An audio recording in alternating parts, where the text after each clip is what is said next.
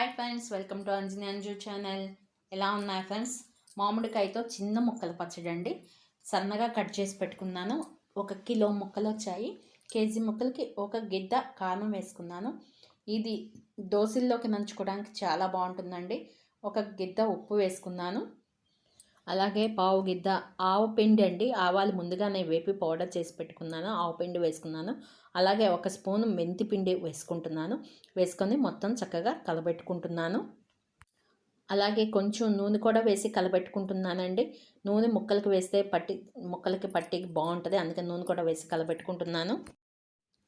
ఇప్పుడు చిన్న ఉల్లి గార్లిక్ తీసుకొని కొంచెం ఎక్కువే తీసుకున్నానండి. నేను మరింత తీసుకొని కచ్చాపచ్చాగా దంచుతున్నాను. ఒలిసైనా వేసుకోవచ్చండి. ఇట్లా దంచి వేస్తే కొంచెం టేస్ట్ బాగా వస్తుందని నేను దంచుతున్నాను. అలాగే ఒక బాండి తీసుకొని ఆయిల్ వేసుకొని 2 కానీ 3 కానీ ఎండుమిరపకాయలు కట్ చేసి వేసుకొని తాలింపు దినుసులు వేసుకోవాలి. నేను ఒకేసారి అన్నీ కలిపి ఉంచుకుంటానండి తాలింపు దినుసులు, అందుకని అన్నీ కలిపి వేశాను.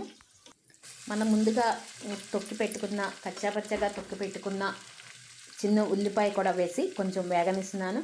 అలాగే కడిగి ఆరబెట్టుకున్న కరివేపాకు కూడా వేసుకుంటున్నానండి. కడిగి ఆరబెట్టుకోవాలి, అది అయితేనే మనకి పనికొస్తుంది, తడి లేకుండా ఉంటుంది.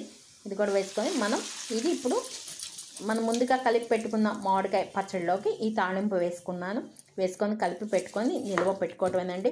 ఇది 3 నెలల దాకా నిల్వ ఉంటుంది. ఇది దోశల్లోకి చాలా బాగుంటుంది. Thank you.